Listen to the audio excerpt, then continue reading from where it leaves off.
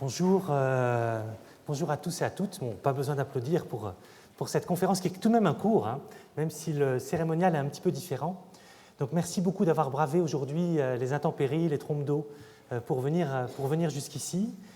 Pour cette conférence que j'ai souhaité rajouter donc, aux cours normaux de ma chaire d'innovation technologique Liliane Bettencourt cette année, dans le jeu de l'interdisciplinarité que j'ai beaucoup cherché à enseigner durant les cours, et pour essayer de discuter de la manière dont on peut regarder une œuvre en croisant ces regards de chimistes, d'historiens de l'art ou de restaurateurs, et d'en faire toute une série de commentaires qui nous ramènent aux problèmes de conception de matériaux colorés, de création d'effets artistiques particuliers. Et donc il y aura deux conférences de ce genre-là. La seconde sera le 24 juin, autour d'un petit trésor mérovingien avec Isabelle Bardiès du musée de Cluny, du musée national du Moyen-Âge. Et aujourd'hui, donc, je suis très heureux d'accueillir Véronique Milande, qui a accepté cette proposition de participer à cette opération. Donc Véronique est docteure en pharmacie, historienne de l'art et restauratrice. Donc elle toute seule, elle incarne cette interdisciplinarité. Et elle est également, actuellement, aujourd'hui, chef du service de la conservation préventive et de la restauration à la Cité de la Céramique de Sèvres. Et donc nous allons nous relayer au cours de cette conférence pour un petit peu vous présenter donc, cette œuvre que vous avez devant vous, et puis certains des enjeux qui se rapprochent à cette œuvre. Donc pour faire l'introduction, alors pareil, dans mes cours, je mets à chaque fois une photographie pour commencer à réfléchir un petit peu au sujet. Et en fait, j'ai été très impressionné en allant voir le musée de Sèvres, en montant l'escalier pour monter dans l'étage où il y a toute une série de trésors, notamment de porcelaine, d'un ensemble d'œuvres que vous voyez un petit peu ici. Alors un peu ici pendant nos analyses, hein, j'ai quand même eu notre appareil, qui est un ensemble de panneaux de céramique dure qui a été peint et qui est d'une qualité exceptionnelle, tellement exceptionnelle qu'au début on croit voir des tableaux qu'on connaît pourtant si bien et qu'on sait dans d'autres musées, notamment le musée du Louvre. Et en regardant un petit peu la littérature scientifique sur ce sujet-là, finalement, il y a très peu de données qui ont été faites, beaucoup de données d'histoire de l'art, d'histoire des techniques ont été apportées par quelques ouvrages. Vous le verrez à la fin de l'exposé, je vous donnerai quelques citations, enfin quelques ouvrages de référence. Mais finalement, il n'y avait pas eu de personne qui s'était intéressée à faire des analyses. Et donc l'enjeu de cette proposition avec Véronique Milande a été de dire faisons quelques analyses, essayons de mettre en valeur, de redécouvrir finalement ces savoir-faire extraordinaires sur ces œuvres, telles qu'on peut réussir à les décoder grâce au texte, puisqu'on est au début du XIXe siècle, on a une documentation absolument extraordinaire qui peut se suffire à elle-même, et puis grâce à des analyses qui permettent de regarder un peu comment on sait interpréter finalement les données par rapport à ces textes. Donc le plan du cours aujourd'hui sera en plusieurs parties, donc je vous ai dit on va se relayer. Cet objet est une copie d'une peinture de Raphaël, donc un peu vous le décrire. Regardez cette plaque de porcelaine, regardez sa face peinte, mais aussi son revers, vous verrez il y a des choses à voir. Essayez de comprendre les techniques de la peinture de plaques de porcelaine dure, et quels sont les enjeux, quels sont les colorants qui vont être utilisés, et puis de là, pousser une réflexion sur cette rivalité qui a pu exister entre les céramistes, qui peut exister toujours d'ailleurs, entre les céramistes et les peintres, pour créer des œuvres esthétiquement belles, mais aussi pour d'autres types de raisons, et vous allez le découvrir au cours de l'exposé. Donc voilà un flacon en fait, à pigments de la manufacture de Sèvres, hein, et vous voyez la matière première en fait, qui pouvait être utilisée par ces peintres. Donc en fait, cette peinture sur porcelaine, comme vous voyez cet objet ici, est une peinture très particulière, donc effectuée avec une technique issue des pratiques des arts du feu, et qui va permettre de réaliser toute une série de nuances extrêmement précises, de couleurs, de créer des phénomènes d'ombre et de lumière, juste en jouant avec quelques matériaux et en effectuant quelques cuissons de la porcelaine déjà préparée. Et donc c'est intéressant parce que cette peinture sur porcelaine, dès que les artistes se sont rendus compte des possibilités, ont mis au point en fait, des méthodes pour reproduire avec une grande fidélité les recettes grâce à l'usage d'un très grand nombre de colorants. Et il y a eu une inventivité assez extraordinaire dans les utilisations de sels métalliques pour réussir à créer toute une série de nuances. Et puis ensuite, ils se sont aussi rendus compte, et tout ça s'est passé à la fin du XVIIIe siècle, au début du XIXe siècle, qu'il fallait concevoir des pratiques artistiques assez complexes, en plusieurs étapes, pour réussir à ce degré de réalisme. Et c'est un petit peu ça qu'on va chercher à décrire. Et puis également un autre point, qui est une citation de Stendhal, donc dans Mémoire d'un touriste en 1837. Stendhal était un grand ami d'Abraham Constantin, l'auteur de cette œuvre, et qui écrivait au sujet de Constantin, dans 200 ans, on ne connaîtra les fresques de Raphaël que par M. Constantin. Et donc en plus, une fascination sur cette possibilité d'avoir des couleurs éclatante, parfaite, pouvant reproduire ces fresques de Raphaël ou ces peintures à l'huile de Raphaël, mais également qui allait se préserver, ce qui est certainement l'avantage de ces matières donc, qui sont issues des arts du feu, qui sont des matières minérales et qui se conservent bien mieux que les substances organiques, des liants ou des colorants parfois utilisés par les artistes. Donc pour introduire ces propos, et avant de passer la parole un petit peu à Véronique également, on va regarder un petit peu quand même quel est le choix de cette œuvre et pourquoi finalement ce tableau sur porcelaine a été réalisé. On va revenir dans l'histoire de ces copies sur tableau un petit peu plus tard, mais je voudrais commencer par ce tableau que vous pouvez aller voir facilement au musée du Louvre. Donc on appelle, alors dans son nom détaillé, la Sainte Famille avec Sainte Élisabeth, le petit Saint Jean et 2 anges, qu'on appelle aussi la Grande Sainte Famille, qu'on appelle aussi parfois la Vierge de François Ier. Donc elle a plusieurs noms en fonction de l'époque, en fonction de la manière dont on veut essayer de la décrire. Et c'est un tableau qui a été commandé en 1518 par le pape Léon X, qu'il a envoyé en France, sans doute à l'intention de la reine Claude, qui venait d'accoucher. Et donc cet accouchement, cette naissance considérée providentielle, devait être célébrée. Et donc cette scène représentant la Vierge en train d'être couronnée pouvait être mise en relation donc, avec cette naissance et donc ce cadeau fait au roi de France. Les historiens de l'art se sont beaucoup penchés, bien entendu, sur cette œuvre qui est très grande. Elle fait 2 mètres de haut, 2,07 m par 1,40 m, donc c'est un très grand tableau qui a été peint sur bois, puis qui a été transposé sur toile plus récemment. Et cette œuvre a sans doute été réalisée par Raphaël, mais aussi par d'autres artistes de son atelier.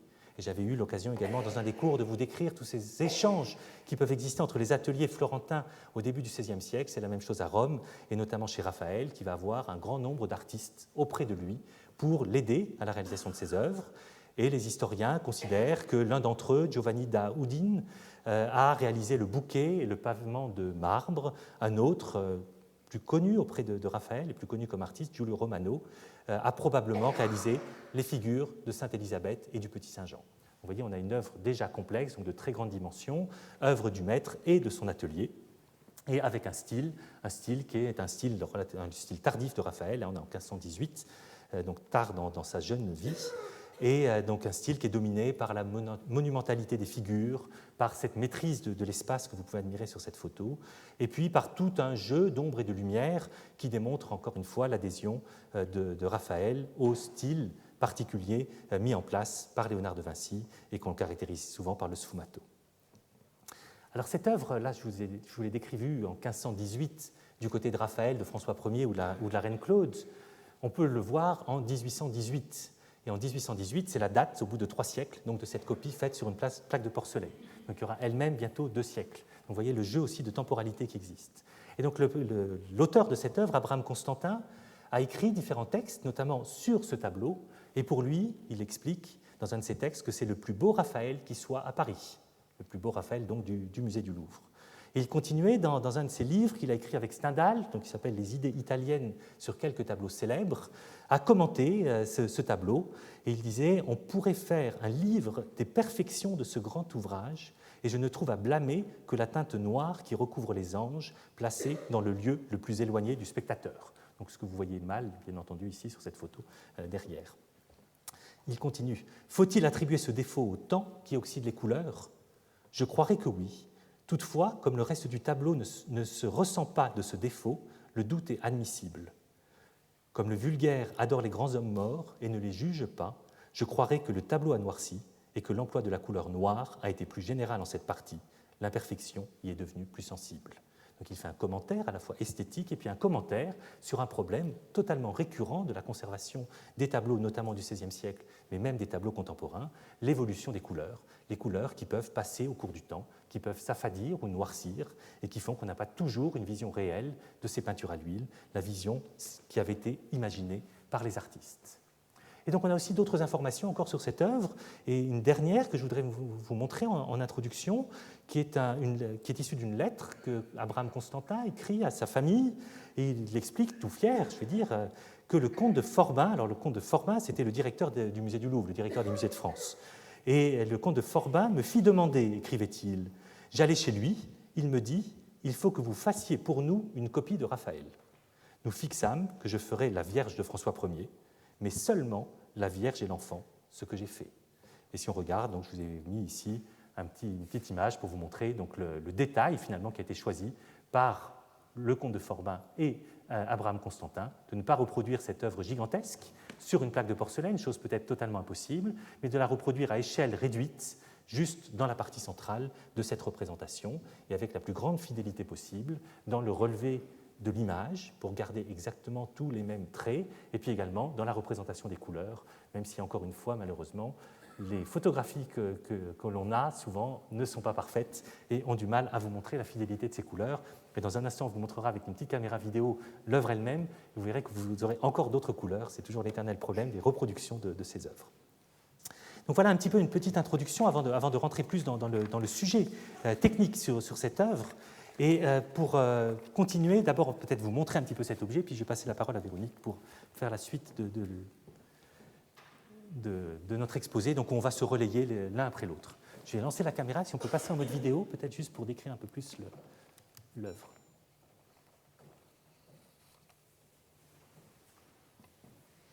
Voilà. Je ne sais pas si vous voulez commencer comme ça. Ou sinon, juste de nouveau, quelques détails techniques alors à ce moment-là. Donc vous voyez cette plaque, hein, vous voyez autour une couleur jaune, alors qui est en fait une couleur dorée. Vous verrez, j'y reviendrai tout à l'heure. Un contour aussi ici qui est jaune un peu plus soutenu, cette fois-ci qui n'est pas une couleur dorée, qui est une vraie couleur jaune. On décrira aussi plus tard ces traces violettes qui ont un véritable sens technique extrêmement intéressant. Et puis vous voyez donc cette polychromie qui est à rapprocher des pratiques classiques de Raphaël avec les couleurs classiques de l'iconographie, notamment de la Vierge, avec son manteau bleu.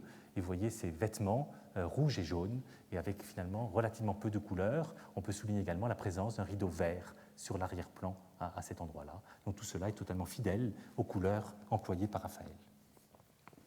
On peut repasser à ce moment-là au vidéoprojecteur. Eh bien, nous allons voir ensemble pourquoi finalement copier une peinture sur porcelaine et quelle est l'origine du projet. Eh bien, d'abord, il faut savoir que ce n'est pas nouveau l'idée de peindre sur la céramique, quelle qu'elle soit. On peut remarquer que depuis longtemps, la céramique a été le support à de la peinture. On le voit par exemple dans une assiette, une majolique italienne conservée au Louvre des années 1525-1530. On voit que c'est la forme de l'assiette, avec même le dessin du bassin au centre, qui sert de support à une peinture historiée. Dès le XVIIe siècle, toujours nous sommes dans la faïence, pas encore dans la porcelaine, eh bien, on peut voir que dans la célèbre manufacture de Delft, les artistes s'essaient à de véritables paysages. Ce sont des peintures très souvent en camailleux, de réalisation aussi fort complexe.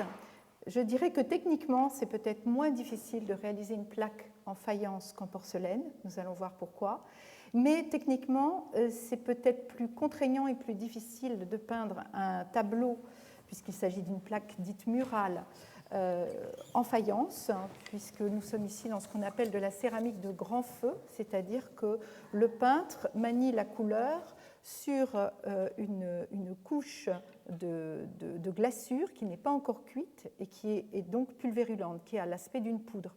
Ce qui veut dire qu'il n'a aucun repentir possible dans son traité du trait des ombres qu'il porte, de l'intensité des couleurs. Alors pour la porcelaine, eh bien, ce qui va être très délicat dans un premier temps, c'est la réalisation des plaques. Et tout va naître avec Alexandre Brognard. Alexandre Brognard a été directeur de la manufacture de Sèvres de 1800 à 1847.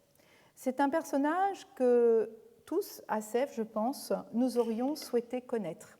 Alors d'abord, le nom de Brognard ne vous est pas inconnu, puisqu'il s'agit du fils du célèbre architecte Alexandre Théodore Brognard, qui a construit le palais de la Bourse à Paris.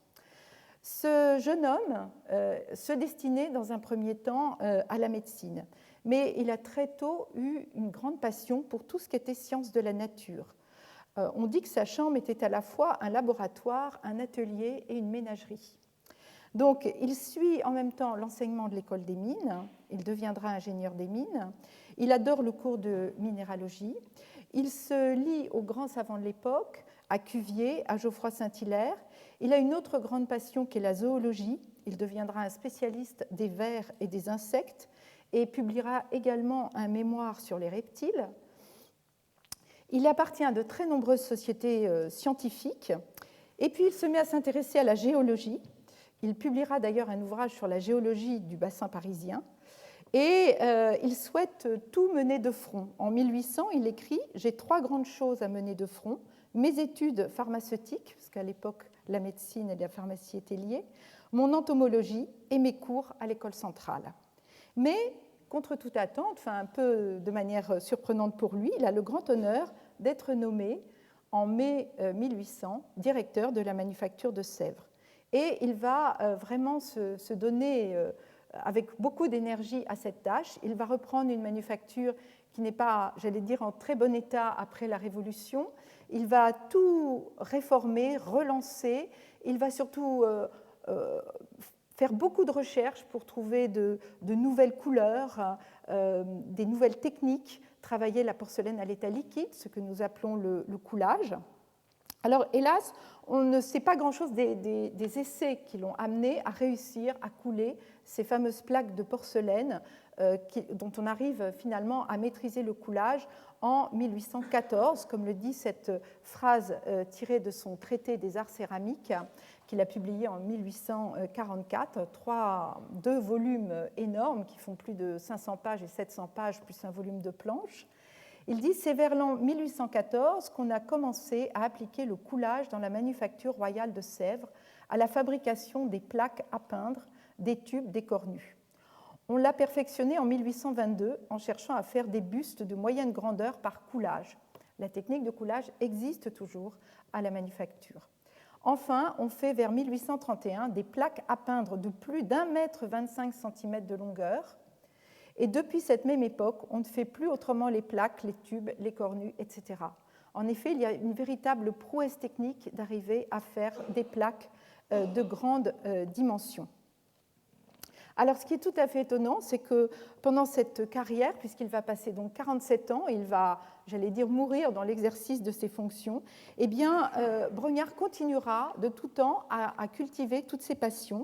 Et non seulement il va écrire un ouvrage sur les kaolins, le traité des arts céramiques, il va être à l'origine de la création du musée de Sèvres et il va publier la description du musée, mais il continuera à écrire sur les insectes, sur le coquillage, sur la géologie, donc vraiment un érudit complet.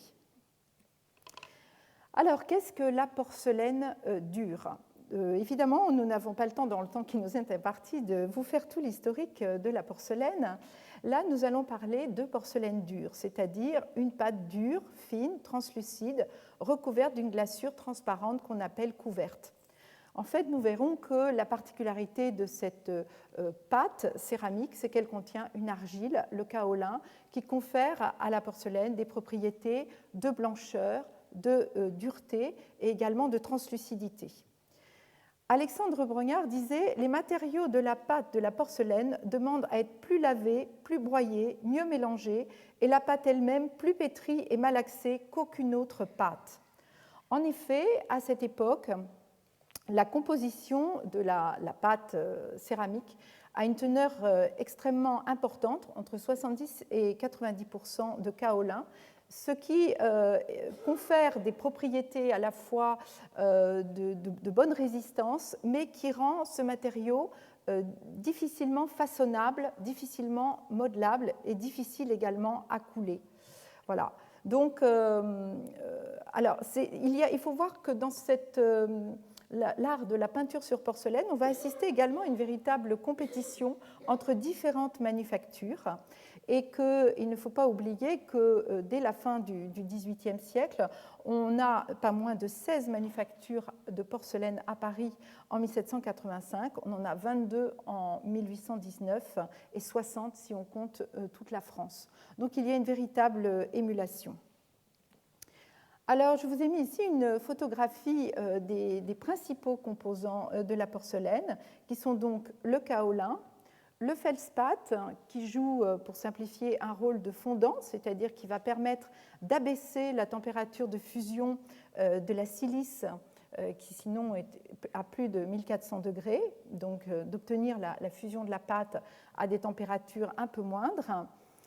et du quartz qui va être là pour faire un apport de silice conséquent et être ce qu'on appelle le dégraissant, un petit peu l'ossature également de la pâte. Alors je n'entrerai pas dans le détail des compositions des pâtes, il y en a plusieurs à Sèvres. Aujourd'hui, nous fonctionnons avec 4 pâtes, 3 pâtes de porcelaine dure, une pâte de porcelaine tendre. Il faut savoir que la pâte, je vous l'ai dit à l'époque de Brognard, la pâte dure telle qu'elle a été conçue à la fin du XVIIIe siècle est donc particulièrement riche en kaolin. Alors comment faire pour obtenir ces fameuses plaques de céramique? Là encore, nous avons toutes les explications dans le traité des arts céramiques de Brognard. Ce qui rend la réalisation des plaques extrêmement difficile, c'est que la porcelaine, surtout lorsqu'elle est riche en kaolin, va avoir ce que nous appelons parfois de manière simplifiée une sorte de mémoire, c'est-à-dire qu'elle conserve en mémoire tout ce qu'elle a subi comme pour la mise en forme et elle va rendre cela sous forme de déformation ou de fente au moment de la cuisson. Et c'est pour ça que la réalisation est assez complexe. Donc l'idée, des premiers essais avaient été faits pour essayer de prendre de la pâte et de l'aplatir entre des plaques, mais ça ne rend pas l'effet escompté. Donc on va travailler par coulage, c'est vraiment un défi auquel s'attelle Brognard. Donc il va faire de nombreux essais et finalement la technique qui est mise au point, c'est qu'il prend une grande plaque de plâtre. L'utilisation du plâtre est toujours nécessaire dans la réalisation de formes en porcelaine, quelle qu'elle soit, puisque le plâtre est utilisé sec et qu'il va absorber l'eau qui est contenue dans la pâte de porcelaine, surtout lorsqu'elle est à l'état liquide, et qui va lui permettre, en absorbant cette eau, elle, de perdre son eau, donc de se raffermir et de pouvoir ensuite être démoulée et manipulée. Le problème, c'est que s'il prend une plaque et qu'il coule directement la porcelaine dessus, en partant du centre, il va peut-être avoir une très belle plaque, mais après la cuisson, il aura tous les cercles concentriques qui vont réapparaître. C'est ce que je vous disais, c'est la mémoire de la porcelaine. Donc il met au point une technique, vous voyez, il incline la plaque de plâtre qui, elle, est posée dans un châssis en bois, et il va s'arranger pour avoir une sorte de front de porcelaine qui va couler tout doucement, de manière très, très uniforme et égale, jusqu'en bas de la plaque. Ensuite, il va laisser un petit peu l'eau s'absorber. Quand la pâte est suffisamment solide, il enlève les bords. Il coupe 5 cm de tous les côtés qui, eux, ont pris la mémoire du mouvement et qui, sinon, on le sait, vont gauchir au moment et se relever au moment de la cuisson. Ensuite, il va la transférer sur une autre plaque de plâtre. Et là, il va laisser sécher pendant environ 12 à 18 heures. Ça va continuer à absorber l'eau. Il va recouper encore les bords pour être sûr de n'avoir aucune trace. Et ensuite, après plusieurs jours, voire semaines de séchage, la plaque sera cuite, comme ça vous l'indique en bas à droite, de manière inclinée pour ne subir aucune déformation. Alors, la première cuisson est une cuisson qu'on appelle une cuisson de dégourdi, c'est-à-dire que la pâte est suffisamment cuite pour être manipulable, mais elle n'est pas encore vitrifiée et elle est poreuse. Le fait d'être poreuse va lui permettre de pouvoir recevoir la glaçure en partie supérieure, puisque là encore, la glaçure, qui est encore une suspension dans de l'eau, eh bien l'eau va être pompée par la plaque de porcelaine en dégourdi et la glaçure va former ce fin film pulvérulent à la surface. Ensuite, après séchage, a lieu la cuisson définitive qui là va entraîner la vitrification de la plaque et surtout de la glaçure qui est dessus. Ainsi, pour peindre, ils auront une surface totalement plane, sans aucun relief, qui n'a pas gauchi et qui a une granulométrie extrêmement fine et très régulière. Alors, nous allons vous montrer le revers de la plaque.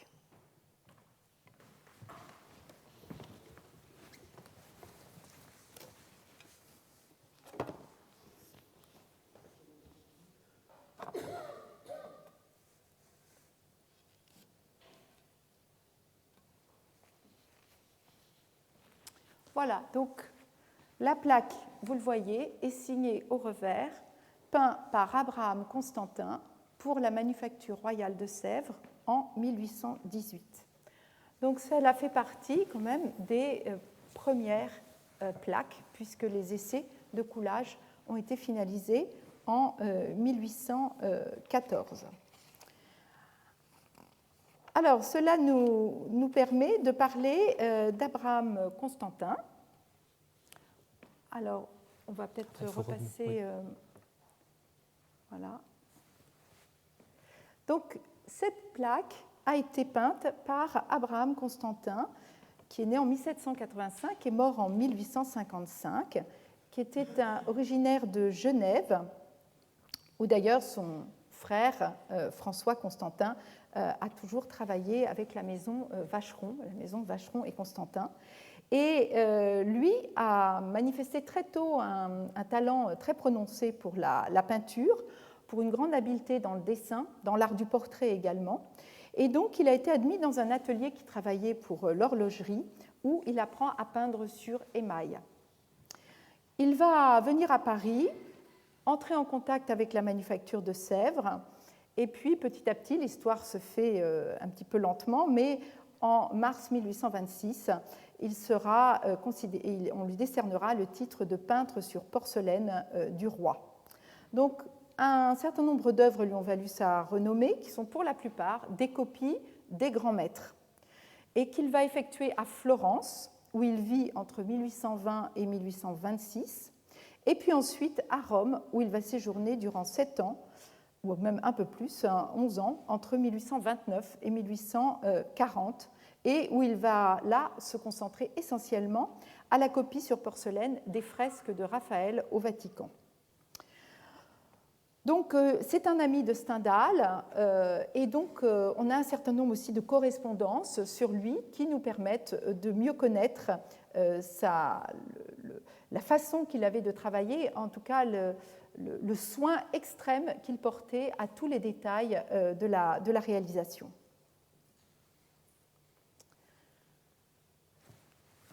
Je vais repasser la parole à Philippe qui va vous parler maintenant de la couleur. Bien, merci. Donc après avoir regardé un peu le support et puis cette histoire de cette porcelaine, le problème de la couleur était peut-être l'obstacle majeur pour réussir à faire ces copies sur ces grandes plaques de porcelaine. Le problème technique de la plaque en elle-même, comme vous l'a dit Véronique, était aussi un grand problème. Mais penser à reproduire ces matières issues du... Enfin, ces matières, à reproduire les pigments utilisés par les peintres comme Raphaël était un véritable défi. Le nombre de pigments n'était pas très grand durant la Renaissance, au début du XVIe siècle. Il y en avait peut-être une petite vingtaine, mais les qualités des couleurs étaient complètement exceptionnelles, et réussir à reproduire les mêmes effets sur une plaque de porcelaine a été un défi qui a été résolu progressivement par les différents artisans et chimistes de la manufacture de Sèvres, notamment, ou d'autres types de manufactures en Allemagne ou en France, par exemple. Ce qu'il faut savoir un petit peu, c'est qu'il existe en fait 2 types de pigments, principalement 2 familles de pigments utilisés dans le domaine de la porcelaine. Ce sont les pigments que l'on va pouvoir cuire avec une technique du grand feu ou bien du petit feu. Et ça correspond en fait à une capacité que vont avoir ces matériaux à fondre ou non à une température plus ou moins grande et à interagir d'une certaine manière avec le substrat de porcelaine. Donc dans la technique du grand feu, on va chauffer à des températures pouvant atteindre environ 1200 degrés, c'est-à-dire donc proche de la température de cuisson de la porcelaine, qui, elle, s'élève environ à 1350 degrés. Et on va avoir à ce moment-là une interaction entre la porcelaine elle-même et ses pigments pour fabriquer une couleur. Donc il en existe différentes, et notamment dans le cadre de Sèvres, c'est le fameux bleu de Sèvres, qu'on appelait aussi le bleu roi, ou le bleu du roi au XVIIIe siècle, et qui va être un bleu de cobalt préparé justement avec cette technique de haute température pour créer cette couleur si spécifique. Il en existe d'autres, et il en existe d'autres qui remontent aussi à des temps bien plus anciens, et notamment les céladons chinois, aussi les couleurs céladons de la manufacture de Sèvres, sont des couleurs de grand feu, cette fois-ci, en utilisant non pas du cobalt comme élément chimique, mais des composés de fer pour créer ces nuances de couleurs très particulières.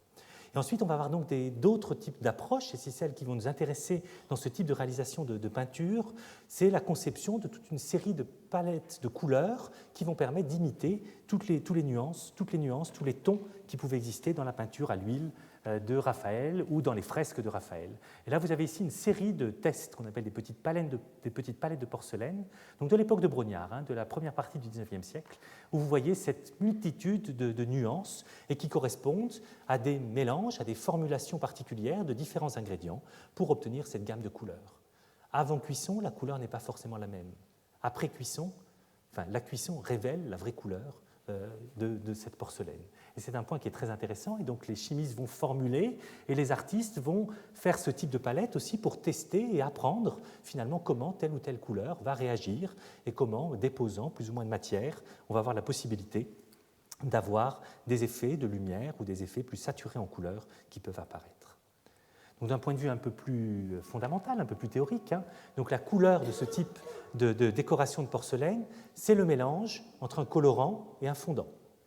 Donc le colorant, ça va être un mélange d'oxydes métalliques dont l'un au moins est colorant. Donc l'un au moins va donner la couleur à la couche vitrifiée qui sera présente à la surface. Donc il peut s'agir, et je n'ai pas forcément mis tous les sels métalliques en question, mais de sels de fer, de manganèse, de zinc, d'antimoine, de cobalt, de cuivre, de nickel, d'uranium, d'iridium. Puis d'autres métaux nobles comme le platine ou l'or vont également être utilisés. Et je vous donne ici juste un exemple qui est assez intéressant, qui est un pigment que l'on connaît très bien dans l'histoire de la faïence également, et pas uniquement dans l'histoire de la porcelaine, qu'on connaît très bien également dans l'histoire de la peinture. C'est le pigment jaune de Naples et qui va pouvoir être utilisé, donc fabriqué en mélangeant un oxyde d'antimoine et un oxyde de plomb dans des bonnes conditions. À ce moment-là, ce mélange a une couleur rouge et après une cuisson vers 900 degrés, le mélange forme des cristaux d'une autre manière, qui est un composé d'une autre matière, un composé d'antimoine et de plomb, qui est d'un très beau jaune et particulièrement propice à l'utilisation pour ce type de décoloration. On en reparlera un petit peu tout à l'heure. Et c'est un pigment qui est très stable, et donc le fondant qui sera ajouté à ce pigment servira juste à le coller, à l'agglomérer à la surface de la porcelaine. Donc ça, c'est le côté colorant. Donc des colorants, on en a beaucoup d'autres. Je vous en décrirai quelques-uns à partir des analyses chimiques. Et l'autre constituant fondamental, c'est le fondant, donc pour baisser la température de fusion. Donc c'est un verre qui est très fusible, qui est réduit en fine poudre et qu'on va mélanger avec ce colorant. Et donc là, grâce à la cuisson, on va avoir le résultat et donc, que l'on souhaite. Et donc vous voyez le type de fondant, donc là c'est un fondant donc avec son code. Vous voyez, il y a des codes 10.093, ce sont des codes de la manufacture de Sèvres, comme le fondant 4DA, c'est pareil, c'est un code de la manufacture de Sèvres. Et donc vous voyez les proportions d'une certaine quantité d'oxyde de plomb, plus de la silice, du quartz, plus une certaine quantité d'oxyde de bore. Et c'est ce mélange qui va permettre de faire fondre la couleur à la surface de la porcelaine. Et donc pour faire fondre, il va falloir la cuire à environ 900 degrés. Et à ce moment-là, la couleur va passer d'ailleurs du clair au foncé en fonction de l'épaisseur qui a été déposée. Donc une épaisseur fine va donner quelque chose de très clair, de très lumineux. Une épaisseur plus épaisse va donner une couleur avec une tonalité plus soutenue et plus sombre. Et c'est ce qui va permettre aux artistes d'avoir des dégradés, comme vous voyez ici, par exemple sur ces bleus du manteau de la Vierge, qui vont être des dégradés d'épaisseur de pigments et de créer ainsi des effets de volume, de lumière, de perspective. Tout ce que les peintres recherchent dans leur peinture à l'huile, en fait, peut être maîtrisé de manière différente grâce à cette peinture sur céramique. Et puis parfois, ça ne suffira pas, donc ils seront obligés de réaliser des mélanges de couleurs, c'est-à-dire de prendre plusieurs colorants, les broyer ensemble et puis les tester pour essayer d'avoir une gamme de nuances plus complexe, ou bien même parfois faire des superpositions de couleurs. Et par exemple, il est recommandé dans certains manuels de cette époque-là de pouvoir utiliser par exemple une couleur jaune chaude d'abord, que l'on applique en dégradé, avant d'appliquer la couleur finale, de façon à réaliser des nuances un peu plus soutenues, un peu plus proches de la réalité. Et pour ce faire, les artistes commençaient à déposer cette couche jaune, donc qui ne serait plus visible à la fin, qui est une sorte de sous-couche, d'une couche d'impression, puis étuver la peinture vers 150-200 degrés pour bien fixer cette couche, et puis après déposer la couche de couleur qui allait être celle qui allait prédominer, mais qui allait néanmoins rester teintée grâce à cette couche sous-jacente. Et ça nous rappelle formidablement les techniques des peintres à l'huile, notamment de la Renaissance, notamment de la fin du XVe siècle, la technique du verdaccio, par exemple en Italie, pour réaliser les carnations avec des fonds verts, ou plus tard d'autres techniques au XVIe, XVIIe, XVIIIe siècle, de fonds colorés, où la présence d'une terre rouge très soutenue, par exemple, va considérablement modifier notre perception que l'on peut avoir d'une peinture, même si cette couche ne se voit pas directement. Le peu de lumière qui arrive à traverser les couches de peinture et à être réfléchie par ces fonds va créer une impression souvent beaucoup plus chaude que si on met juste un fond blanc par rapport à un fond coloré. Donc ça, vous l'avez par exemple chez Nicolas Poussin. Donc l'autre ensuite aspect, où je vais passer rapidement, ce sont la nature de ces couleurs. La plupart de ces couleurs restent des couleurs transparentes. C'est-à-dire que les oxydes métalliques qui vont être mis dans la recette vont se solubiliser lors de la vitrification à l'intérieur de la matière vitreuse. Donc ça va être le cas du cuivre, du fer, du manganèse, du cobalt. Dans d'autres cas, vous allez avoir des cristaux qui vont se former et qui vont donc ne plus laisser cette matière complètement transparente, l'opacifier en partie. C'est par exemple le cas des oxydes d'étain, c'est également le cas du jaune de Naples contenant de l'antimoine, dont je vous ai raconté la recette tout à l'heure. Donc là, vous avez un bref aperçu, je vais vous donner quelques cas par rapport au tableau qui nous intéresse, parce que c'est un peu le jeu d'aujourd'hui, de la variété des recettes. En fait, on a actuellement un très grand nombre de produits qui sont disponibles, et on dit, ou il existe, vous verrez tout à l'heure des éléments là-dessus, qu'il y a environ 1000 couleurs qui sont l'héritage finalement de toutes ces fabrications de différents types de couleurs pour la céramique. Donc 1000 couleurs, pas que pour la porcelaine, également pour les autres techniques de la céramique, mais un très grand nombre de couleurs qui sont disponibles grâce à des formulations sophistiquées. Et puis ensuite, il faut passer au décor lui-même de cette peinture. Au décor, bien entendu, qui va être complexe puisqu'il s'agit d'une copie. Donc de cette copie, il va falloir déjà retransférer le dessin, donc en copiant le dessin ou à l'aide d'un transfert avec la technique du poncif, de façon à mettre en place les différents éléments de la peinture. Première étape, donc qui ne nécessitera pas de cuisson, mais qui est importante pour la peinture qui suit. Et ensuite, l'artiste va faire une première ébauche en mettant en place donc, les masses de couleurs, dans un premier temps, avec un pinceau, donc à poil long ou un putois qui va servir à estomper les couleurs, puis faire un séchage, puis parfois continuer en grattant la peinture par endroits, s'il regrette d'avoir des zones un peu trop soutenues, pour avoir donc des tons plus clairs, rajouter des couleurs, et de là, passer au premier feu à 900 degrés, qui va être la première fixation définitive de ces couleurs sur la plaque céramique.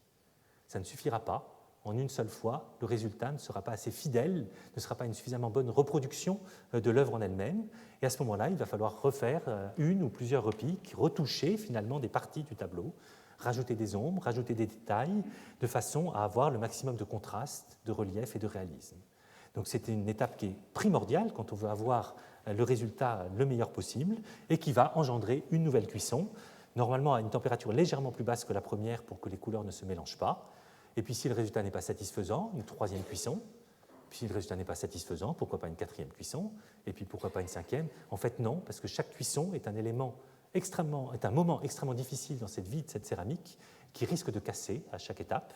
Et donc on va limiter les cuissons et les artistes vont chercher à concevoir leur œuvre en faisant au maximum 3 cuissons. Donc on a de nouveau une petite lettre, toujours à sa famille, d'Abraham Constantin en novembre 1822, qui parlait de la réalisation d'un tableau, donc la Fornarine, de la copie de la Fornarine de Raphaël. Et il disait « Elle a déjà subi 2 feux, dans 10 jours le 3e. Et c'est toujours les mêmes inquiétudes jusqu'au moment où la plaque sort victorieuse de la triple épreuve. » Donc vous imaginez combien de plaques ont pu casser au cours de la 3e cuisson, et du coup le résultat, se perdre définitivement, c'était quelque chose qu'il fallait maîtriser et qui posait beaucoup de problèmes, aussi parce que finalement, s'il y avait trop d'épaisseur de couleur, la couleur pouvait se décoller, on pouvait avoir des écailles qui se forment à la surface. On pouvait aussi avoir parfois des dévitrifications quand on mélangeait des ingrédients qu'il ne fallait pas entre eux. Et puis d'autres, avec plusieurs cuissons, allaient même changer de nature. Et les carmins et les pourpres, par exemple, étaient considérés comme pouvant perdre leur fraîcheur lorsqu'ils étaient trop recuits. Et à ce moment-là, au lieu d'être carmin ou pourpre, ils devenaient un peu plus grisâtres ou bleuâtres. Donc ce n'était plus du tout l'aspect recherché. Donc on a tous ces éléments qui sont très importants à prendre en compte dans ce concept de réaliser ces œuvres, et puis également tout le problème de faire ces cuissons quand le peintre se retrouve à Rome ou à Florence, bien loin de la manufacture de Sèvres. Et là aussi, Abraham Constantin nous a écrit un très grand nombre de petits documents où il nous raconte toutes ces tensions, le fait qu'il devait apporter au port de Rome ces peintures pour les envoyer à Sèvres, et les difficultés par rapport à la durée du voyage, et voire même encore pire, quand le choléra forçait ses colis à la quarantaine. Il se plaint parce que son colis ne revient pas, parce qu'il est mis en quarantaine, placé en quarantaine à cause du choléra, et donc il doit attendre finalement pour faire sa 2e ou sa 3e étape de réalisation de l'œuvre.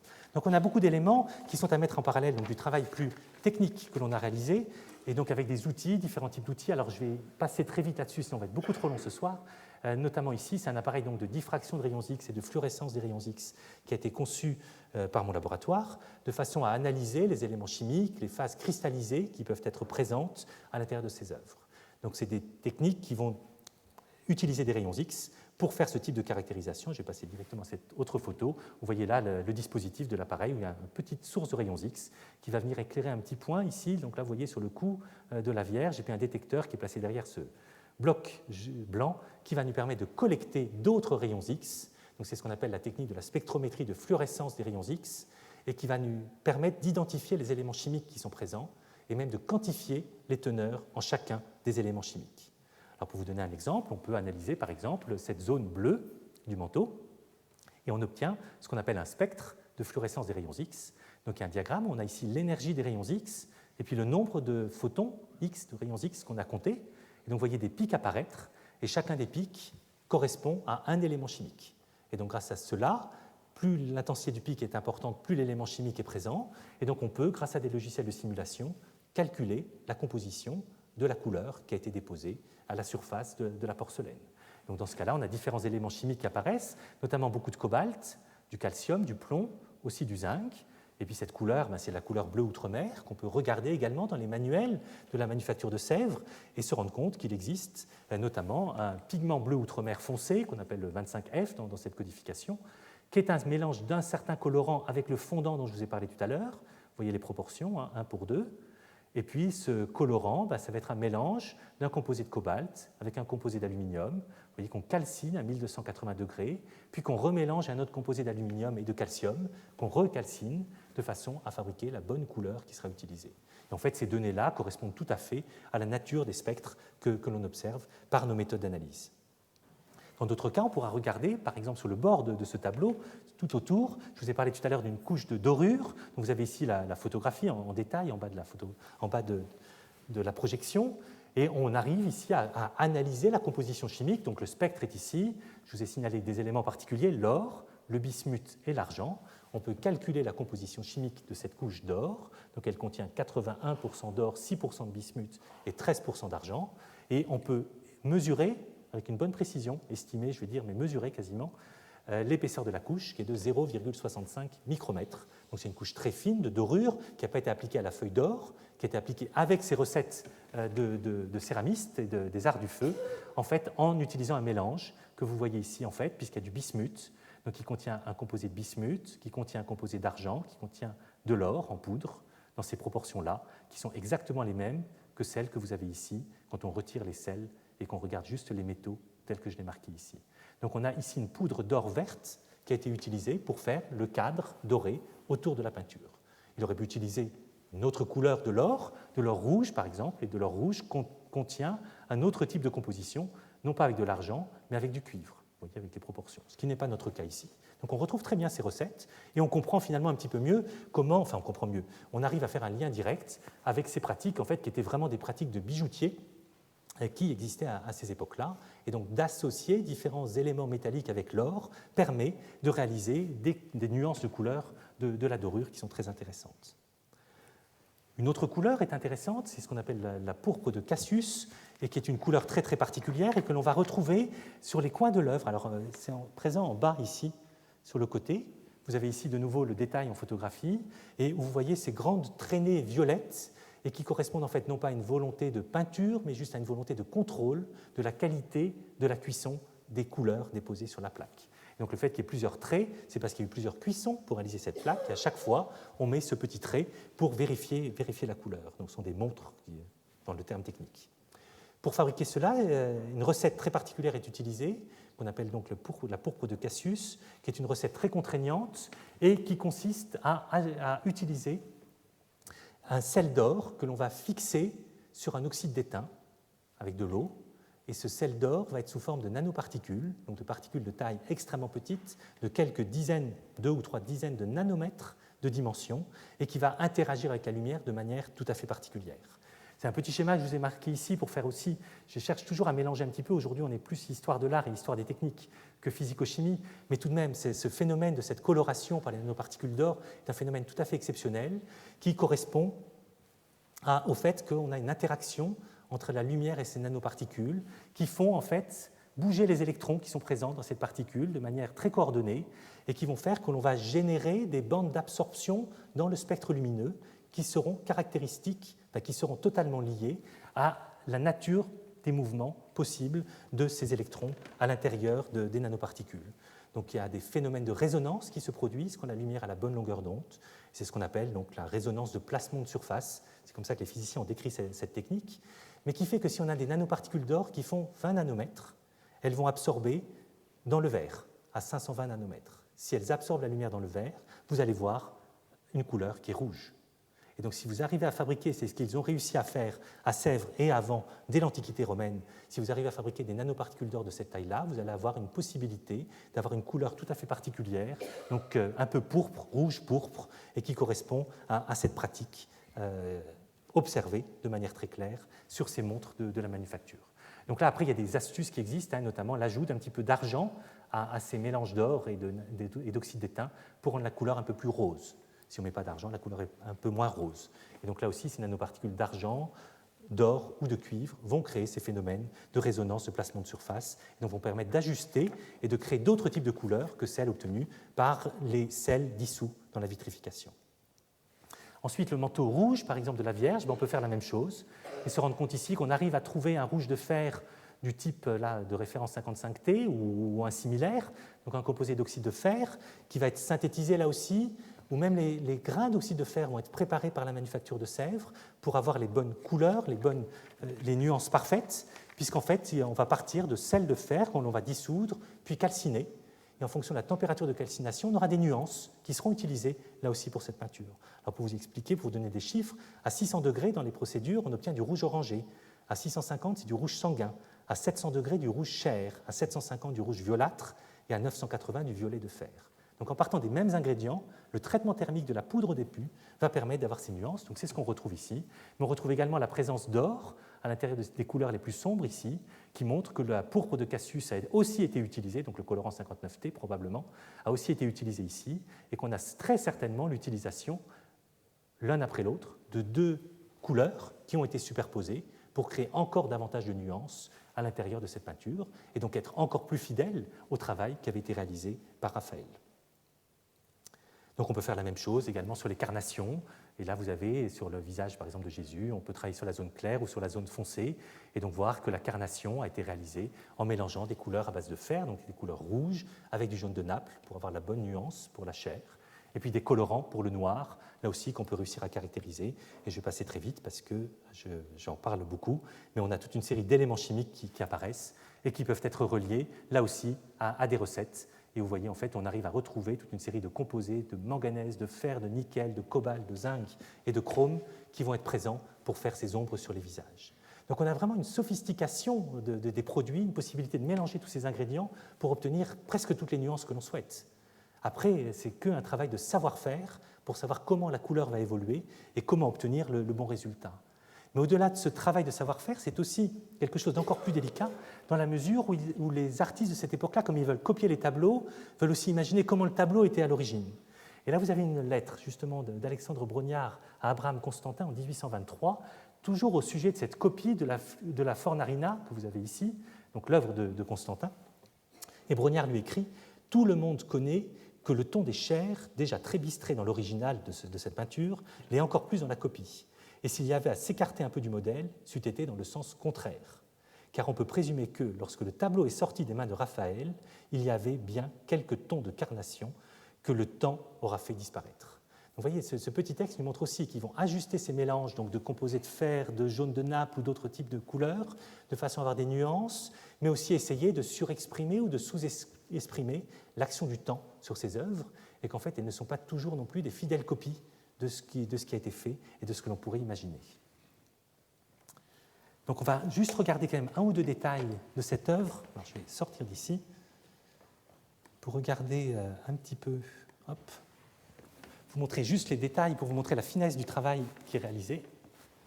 Non, il faut rester sur l'ordinateur, s'il vous plaît.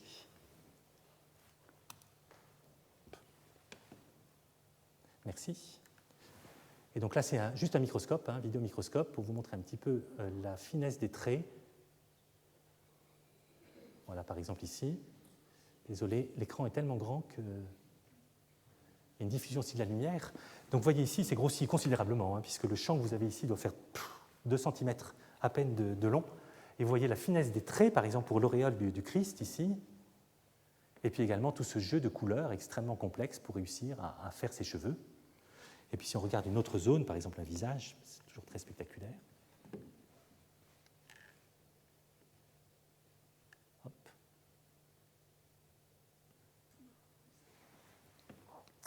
Ça vous montre également le jeu des ombres et des lumières. Alors, ce sont des plaques qui réfléchissent beaucoup la lumière, donc ça crée beaucoup de problèmes de reflets. Et vous voyez la finesse du trait, vous voyez la manière dont les ombres vont être décrites, notamment sur le bord du visage, autour de l'œil. Et vous voyez aussi l'aspect un peu hétérogène, pas complètement homogène de ces ombres, qui semble être parfois une juxtaposition de petits points, non pas dans une technique pointilliste totalement voulue, mais aussi par l'approche qui est faite pour réaliser ces ombres, et notamment la manière d'étaler avec un instrument qu'on appelle le putois, avec des poils nombreux, d'étaler ces couleurs. Et vous voyez ici un petit peu ces irrégularités, et qui contribuent par la perception que l'on a de l'œuvre à cet aspect tout à fait exceptionnel de ces représentations. Et de nouveau, vous voyez sur les cheveux, et donc la finesse de ces œuvres est vraiment à comparer avec les choses que l'on peut faire avec de la peinture à l'huile. Je vais repasser la parole maintenant.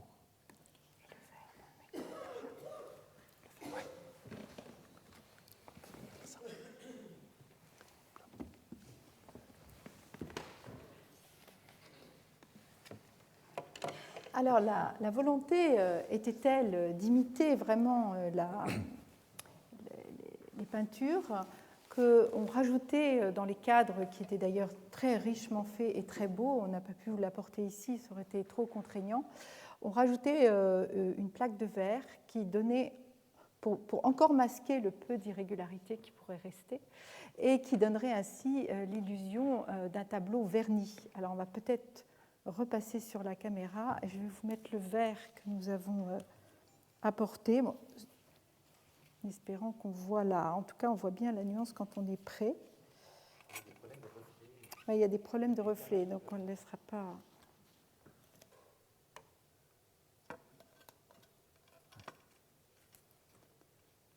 Alors, je sais pas si ça va être très. Mais ça, du coup, on a vraiment plus un magnifique cadre autour. Un peu l'impression comme quand on est derrière ces tableaux encadrés et vitrés qu'on voit par exemple au département des peintures pour les peintures flamandes et hollandaises. Et il y avait vraiment cette volonté de retrouver cette brillance comme la peinture de chevalet vernie. Alors, on va repasser sur le PowerPoint. Et donc, je vais vous parler de cette rivalité entre le céramiste et le peintre, en quelque sorte. Donc, on recherche une peinture inaltérable qui garde la mémoire des couleurs telles qu'elles sont, avant qu'elles ne s'altèrent à la lumière. Et c'était Alexandre Lenoir qui disait par accident, par réaction chimique, ou même, disait-il, avant que les mauvais restaurateurs ne les dégradent. Alors, c'est Alexandre Lenoir qui l'a dit, et heureusement, voilà, c'était un petit clin d'œil, ça n'est plus le cas aujourd'hui. Ça ne marche pas bien. Ça ne marche pas bien. Je l'ai fait. Voilà. Alors, il y a vraiment eu un engouement particulier sur ces plaques, puisqu'il faut savoir que le roi Charles X, en 1825, avait demandé à ce qu'il y ait une salle du musée du Louvre qui soit entièrement consacrée à la peinture sur porcelaine. Voilà, et on le met en... Toujours pas. Donc, on recherche aussi, dans la céramique, le caractère inaltérable. Inaltérable pour de la céramique, ça peut paraître étonnant, mais l'idée est que la couleur étant cuite, eh bien, plus jamais elle ne se dégradera. En effet, même si elle s'empoussière, il est assez simple de le nettoyer, comme vous le verrez dans le film que nous allons vous projeter. Et donc, contrairement aux peintures sur chevalet, où on va avoir le problème des vernis qui vont s'oxyder, eh bien là, tout est cuit à plus de 1200 degrés, pour les couleurs un peu moins, vous l'avez vu, pour la plaque plus haut. Et donc là, ça ne craint plus rien. Donc, il y a cette sorte de rivalité où finalement le céramiste dit au peintre que lui, ce qu'il fait, eh bien, ne vieillira pas dans le temps, contrairement au peintre. Parce que déjà, à l'époque, on a cette conscience des dégradations du temps. On vous a dit tout à l'heure cette idée que l'on disait qu'il ne resterait au bout de 200 ans que les peintures de Constantin et plus les fresques de Raphaël. hélas, tant mieux plutôt, ce n'est pas le cas. et donc, on a ce désir vraiment de figer l'état de l'œuvre. Et pour nous, c'est parfois très intéressant aujourd'hui, puisque ça nous permet finalement de comprendre que ces œuvres sont telles, ce qu'elles représentent aujourd'hui, c'est l'état dans lequel elles étaient au jour où on les a peintes.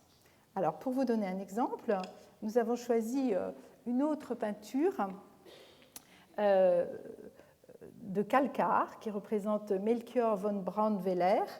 C'est une œuvre qui était rentrée dans les collections de Louis XIV, qui avait été attribuée au peintre Kalkar, qui était un suiveur de Titien, qui peignait beaucoup à la manière de Titien. Elle avait été attribuée à Kalkar en 1662. Ensuite, on l'a désattribuée. On l'a attribuée à Titien en 1732 et on l'a réattribuée à Kalkar en 1849. Ce qui veut dire que lorsque Abraham Constantin va la copier, avant 1849, il est donc persuadé de copier un Titien. C'est bien pour ça, d'ailleurs, qu'il le copie.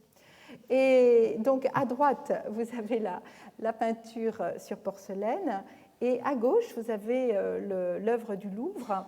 Mais l'œuvre du Louvre a été restaurée entre les années 1996 et 2000, et on a découvert, comme vous le montre le tableau ici, qu'il y avait un méchant repeint noir qui obturait complètement un très très beau paysage qui était resté dessous et qui a été dégagé.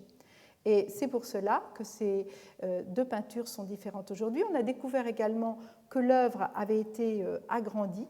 Et donc le tableau du Louvre, vous voyez que la partie qui apparaît nettoyée, c'est la partie d'origine. Autour, plus foncé, ce sont les parties agrandies. Et aujourd'hui, quand le tableau est encadré, ça masque les parties encadrées et ça ne révèle que la partie restaurée. Et donc, ce qui est amusant, c'est de voir que finalement, le tableau de Sèvres montre ce Kalkar pris pour un Titien dans son état avant restauration. Donc, quoi qu'il en soit, ces peintures sur porcelaine restent des témoignages tout à fait intéressants. Alors ensuite, je voulais vous raconter aussi qu'Abraham Constantin a eu cette mission d'aller peindre à Rome pour copier les fresques de Raphaël. Vous avez ici la copie de l'école d'Athènes. Ça lui a donné énormément de travail, évidemment. Nous possédons dans les archives à Sèvres le contrat qu'il s'est établi entre Brognard et Abraham Constantin pour aller à Rome où il était installé. Donc, il était dit que tous les frais de déplacement seraient à la charge de Constantin. Ensuite, là-bas, il a un contrat qui fait qu'il est payé au mois, mais à condition qu'il travaille 26 jours par mois pendant 9 à 10 mois de l'année. Alors, on a aussi de nombreuses lettres de Constantin qui expliquent que malgré tout le mal qu'il se donne, il a du mal à peindre plus de 6 heures par jour, tant il a mal aux yeux à faire ses copies. C'est quelqu'un qui s'inquiète aussi beaucoup des difficultés du rapport entre la grandeur de la plaque, qui n'est pas très grande par rapport évidemment aux fresques originales, et il donne aussi des consignes pour l'inclinaison de la plaque, pour la manière de l'éclairer, afin que toujours les couleurs restent les plus fidèles possibles à l'œuvre d'origine. Et puis surtout, ce qui nous apparaît incroyable aujourd'hui, c'est qu'arrivés en Italie, les peintres qui copient, parce que Abraham Constantin n'était pas le seul, il y avait un autre peintre, une femme peintre très célèbre, Marie-Victoire Jacotto, n'étaient pas contents des cuissons qui étaient réalisées dans les fours italiens. Et donc, ils prennent la décision de renvoyer entre chaque pose de couleur, pour chaque cuisson, la plaque repart crue en France. Elle est cuite à Sèvres et elle repart à Rome, où Constantin peut remettre les couleurs, puis elle repart pour sa deuxième cuisson, elle revient à Rome, et ainsi de suite s'il y a besoin d'une troisième fois. Et donc, dans les archives, grâce à Tamara Préau, qui longtemps connaît merveilleusement les archives, elle a pu trouver déjà le nom du transporteur qui transportait ces plaques, Loïs Puinet, dont le nom de l'entreprise, qu'à l'époque on appelait une entreprise de roulage ordinaire et accéléré, s'appelait À la garde de Dieu, ce qui pour des plaques de porcelaine est assez bien choisi. Et on a retrouvé surtout un dessin de Brognard qui s'appelle Instruction pour l'emballage des plaques peintes et non cuites qui doivent être envoyées à M. Constantin et renvoyées par lui. Et donc là, vous avez tout un système extrêmement ingénieux de double boîte, avec la boîte A, où vous allez avoir la plaque en porcelaine qui apparaît en petit a, une petite couverture en dessous pour bien caler et protéger, des petites règles à rainure pour glisser la plaque, la garniture des règles pour ne pas abîmer le dessus de la plaque, un fond, dit-il, très solide, un couvercle, et le tout dans une deuxième boîte, et le tout en laissant de la souplesse et du jeu.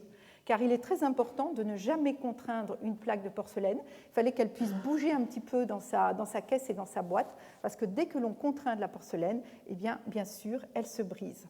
Donc c'est tout à fait intéressant de voir que tout était envisagé, même aujourd'hui, ce que nous appelons la conservation préventive. Il était important que la plaque n'arrive pas brisée à destination. La conclusion.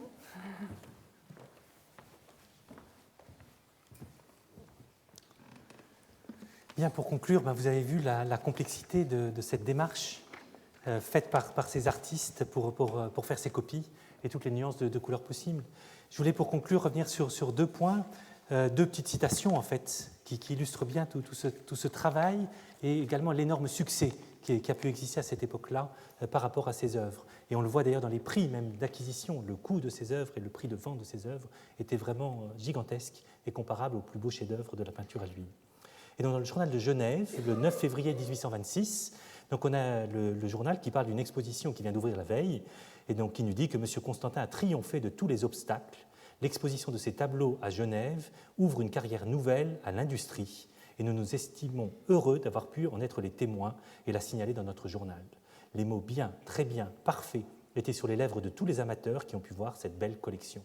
Bien sûr, c'est de nouveau intéressant aussi par rapport à toute une évolution des mentalités, à ces victoires que progressivement vont apporter les nouvelles connaissances scientifiques et la capacité d'inventer des nouveaux matériaux par rapport aux arts. Et Brognard sera également l'un des fondateurs d'une institution qui visera à promouvoir justement l'innovation dans le domaine des sciences pour aider tous les arts. Donc ça, c'est aussi quelque chose qui est à mon avis très important. Et puis l'autre point, qui est une autre citation, puisque Constantin, en faisant ses œuvres qui fascinaient tout le monde, a rencontré les plus grands, les empereurs, impératrices, les rois, également les papes, et notamment Grégoire VI, qui paraît-il, enfin il le raconte, aimait venir le voir en train de peindre pendant qu'il peignait 6 jours par semaine toute l'année, ou quasiment toute la journée dès qu'il y avait de la lumière. Et donc Constantin rapporte qu'il a dit au pape Grégoire VI, « Ce n'est pas l'intérêt ni la vanité qui me font tant désirer la réussite, c'est absolument la pensée de conserver la mémoire d'un ouvrage aussi beau. Je donnerais volontiers la somme que je pourrais vendre, donc c'est une transfiguration de Raphaël, et consentirais qu'il fût mis dans l'oubli pendant 50 ans et avoir la certitude qu'il réussira à la cuisson. » Donc victoire des sciences pour fabriquer toutes les couleurs, mais la science n'arrive pas non plus complètement à contrôler les différentes étapes de la réalisation et continue à stresser de manière complètement incroyable les artistes par rapport à ce type de réalisation. Donc ce phénomène continuera toute la première moitié du XIXe siècle, et puis va être abandonné à la mort de Brognard. Peut-être que les successeurs de la manufacture de Sèvres à la direction changeront de point de vue par rapport à ce type de copie. Abandonné parce que ça coûte trop cher, et puis abandonné aussi parce que la photographie et différents moyens de reproduction en couleur, notamment la chromolithographie, vont apparaître, vont se développer considérablement et donc vont permettre d'avoir d'autres types d'outils qui feront que le directeur du Louvre ne demandera peut-être plus une copie d'un tel tableau à un peintre de porcelaine, mais trouvera d'autres types de supports de façon à diffuser les images auprès d'autres musées, auprès des experts, auprès du public. Donc voilà un petit peu les différents aspects. Alors on aurait pu vous parler, quand on a préparé ça avec Véronique, on s'est dit on pouvait vous parler 3 heures. On dépasse déjà un petit peu, parce que c'est vraiment très riche et il y a beaucoup d'autres éléments qu'on découvre et en fait qui nous montrent un petit peu toutes ces relations formidables. Donc je voudrais d'abord faire quelques remerciements, donc bien entendu à Véronique Milan de s'être prêtée à ce jeu de parler ensemble aujourd'hui. Aussi à Jean-Claude Duvic qui nous a accueillis à la Manufacture de Sèvres pour faire ses analyses, mais je vais dire aussi toute l'équipe de la Cité de la Céramique et ses directeurs qui ont vraiment participé à ce projet avec beaucoup d'enthousiasme et ça fait très plaisir. Donc aussi mes collègues du laboratoire, donc je vais citer Laurence de Viguerie, Thierry Guillou et Jacques Astin. Et puis je voudrais aussi dédier cette conférence à une collègue, Hélène Rousselière, qui était cristallographe et spécialiste de ces analyses et qui nous a récemment quittés très prématurément. Donc aussi pour terminer maintenant cette conférence, et avant de vous laisser un peu de temps pour des questions, si vous le voulez. Nous voudrions vous faire découvrir un petit film préparé pour cette occasion par Daniel Bornstein, donc avec le Collège de France et la Cité de la Céramique et la Fondation Bettencourt-Schuller, et qui montre que les métiers d'art de la céramique sont toujours pratiqués de la même manière à la manufacture de Sèvres, avec le même niveau d'exigence que celui d'Abraham Constantin. C'est un tout petit film de 3 minutes, et puis après on pourra discuter, et si vous avez des questions. De l'argile, des oxydes métalliques, des formules chimiques élaborées depuis plus de 2 siècles, la Cité de la Céramique a reçu 1000 couleurs en héritage. Dans ces ateliers, on les reproduit, on améliore leur composition et l'on invente de nouvelles gammes colorées, une science et des techniques en constant progrès au service des artistes. L'idée, c'est de pouvoir transmettre, répondre aux besoins des artistes, transmettre les palettes telles qu'elles ont été élaborées dans le passé, donc depuis presque 250 ans. Et puis la deuxième partie, c'est répondre à des nouveaux besoins des artistes qui vont venir avec des besoins de couleurs qui n'existent pas encore dans ces palettes. J'ai une anecdote en tête, Johan Créten qui avait vu toute une palette de bleu et qui nous demande à la fin si on n'a pas ce bleu qui est si magnifique, le même mais en rouge. À nous d'interpréter et d'adapter ce qu'il a voulu dire, quel est son besoin, qu'est-ce qu'il entend par là, et à nous de lui proposer une réponse. En améliorant un petit peu la voie de synthèse, ça change tout là. Ouais, on a un gris beaucoup plus Ouais. gris, beaucoup plus neutre, et qui est absolument pas teinté. Donc tout ça, ça vient de la qualité de platine de départ qu'on a utilisée. Appliquées sur les pâtes à porcelaine, les couleurs produites par les chimistes se métamorphosent pendant la cuisson qui peut atteindre 1100 degrés. Des teintes nouvelles, des brillances, des profondeurs apparaissent. Reproduire au plus juste un motif peint sur toile ou papier relève de l'art. Je travaille souvent avec des couleurs et des matières extrêmement liquides, donc qui jouent de manière un petit peu par capillarité, comme ça les choses se déploient. Et l'émail, c'est au contraire des poudres, c'est quelque chose d'extrêmement défini, déterminé, formé, quoi. Donc moi, toute la question a été de ne pas faire des décalcomanies, mais d'imaginer la même transcription un peu vaporeuse qui émergerait de la céramique, de la porcelaine, ce qui était une gageure pour les ateliers. C'est intéressant parce qu'on est dans cette relation de transposition d'imaginaire, j'aime bien. Ça demande d'être très précis parce que justement il y a un grand écart entre le dessin de départ et l'objet fini. À quelques pas de la Manufacture nationale où sont fabriquées les œuvres contemporaines, le musée de Sèvres expose ses collections patrimoniales. Parmi elles, les reproductions en porcelaine de grands tableaux classiques, dont la Sainte Famille de Raphaël et son rouge de fer tendre, appelé 55T. Quand je l'ai vu la première fois, je peux vous dire ce qui m'est sauté à l'esprit, c'est le numéro 55T qu'il faisait à l'époque était quand même particulièrement beau. Et on en a souffert il y a 2 ans, on a essayé absolument de refaire du 55T, on a passé plusieurs mois à refaire cette couleur. Dans toute cette base très riche, on continue d'enrichir avec des nouvelles solutions, des nouvelles idées, et pour que demain, après-demain, nos enfants, nos petits-enfants puissent, je ne sais pas, réouvrir le carton avec les couleurs de Françoise Petrovitch et se dire « Ah bah à l'époque, c'était tel mélange avec tel mélange ou telle couleur, c'était posé tel problème sur le gris de platine » et avoir une idée très précise de l'époque en fait.